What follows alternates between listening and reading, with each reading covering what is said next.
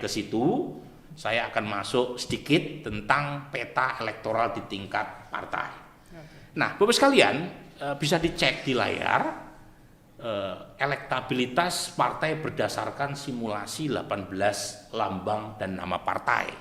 Jadi kita punya beberapa simulasi. Simulasi yang pertama lambang dan nama partai, karena ini bisa kita cek trennya. Ya. Yang kedua adalah simulasi surat suara. Kenapa? Karena DCT sudah dikeluarkan. Nanti kita bisa cek ada beberapa partai yang suaranya sedikit naik atau sedikit turun ketika pakai simulasi surat suara. Nah, ketika pakai simulasi surat suara itu ada nama caleg yang disodorkan kepada responden. Beberapa partai punya caleg yang populer dan itu membantu mengangkat elektabilitas partainya. Tetapi banyak juga partai yang calegnya kurang populer. Sehingga ketika kita sodorkan dengan simulasi surat suara, elektabilitasnya malah sedikit turun. Tapi naik turunnya juga dalam margin of error. Nah, ini pakai simulasi daftar 18 lambang dan nama partai. Ada sedikit perbedaan dengan survei telepon. Ya, survei telepon di data kami juga di beberapa lembaga lain, Gerindra sedikit di atas PD Perjuangan. Tapi jangan lupa survei telepon itu mengecualikan 17% warga yang tidak punya HP.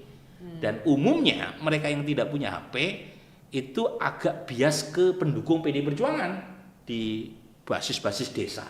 Jadi survei telepon memang merugikan PD Perjuangan. Nah, kalau pakai survei tatap muka, PD Perjuangan masih sedikit di atas Gerindra.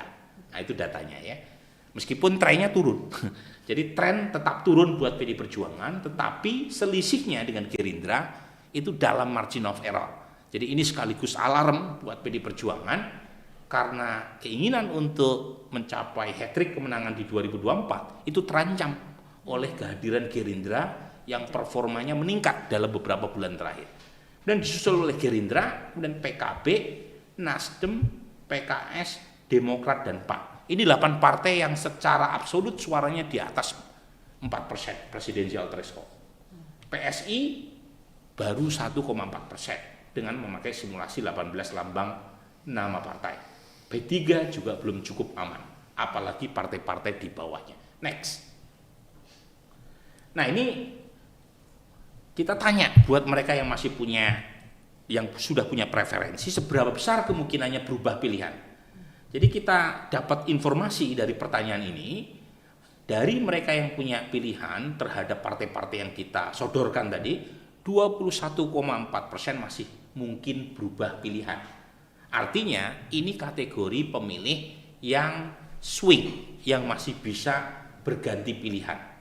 Jadi meskipun ada nama-nama partai yang agak kurang aman, tetapi masih ada peluang buat mereka untuk mencapai 4% parliamentary threshold, asalkan mampu menarik pemilih yang swing ini, 21,4%. Nah, coba kita cek yang sebelah kanan, tabel itu menjelaskan berapa banyak konstituen partai yang masih bisa berubah pilihan. Pertama, ini kabar yang kurang bagus buat PAN, buat PD Perjuangan, dan buat PKB. Kenapa? Karena konstituen PKB, PD Perjuangan, dan PAN itu di atas 20%, itu masih membuka opsi untuk pindah ke lain hati. Sementara Partai Gerindra, kemudian Partai Golkar, Partai Nasdem, PKS, itu relatif kecil kemungkinan konstituen mereka untuk pindah partai. Nah, partai yang paling kecil swing votersnya adalah PKS, hanya 15,9%. Artinya, kalau kita prediksi PKS sekitar 7%, 6,9%, kemungkinan PKS untuk turun dari angka itu kecil.